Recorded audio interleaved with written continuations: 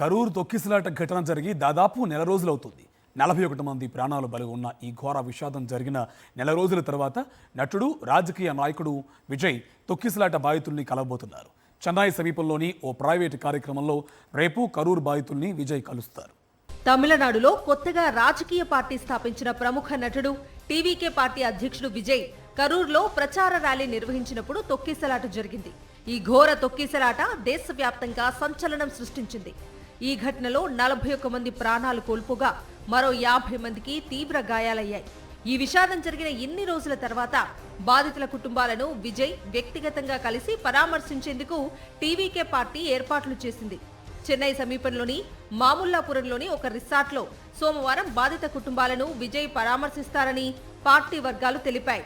వారికి సౌకర్యవంతమైన వాతావరణం కల్పించేందుకు ఏకంగా 50 గదులను బుక్ చేసింది టీవీకే పార్టీ. బాధిత కుటుంబాలను వారి ఇళ్ల వద్దకు వెళ్లి పరామర్శించేందుకు తమిళనాడు ప్రభుత్వం అనుమతి ఇవ్వకపోవడంతో ఈ పద్ధతిని ఎంచుకోవాల్సి వచ్చిందని పార్టీ స్పష్టం చేసింది. ఒక్కో కుటుంబాన్ని వ్యక్తిగతంగా కలిసి సంతాపం తెలియజేస్తారని, బాధితులకు అవసరమైన సహాయం, మద్దతు అందించేందుకే ఏర్పాట్లు చేశామని టీవీకే ప్రతినిధి వెల్లడించారు.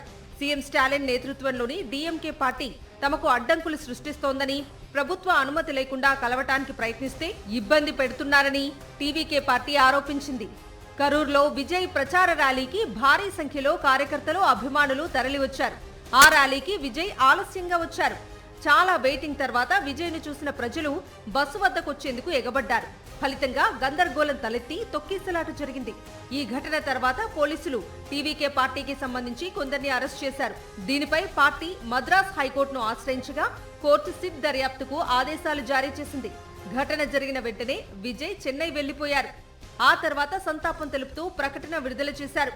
ఆ తర్వాత కొన్ని రోజులకు వీడియో కాల్స్ ద్వారా బాధిత కుటుంబాలతో మాట్లాడి సంతాపం తెలిపారు.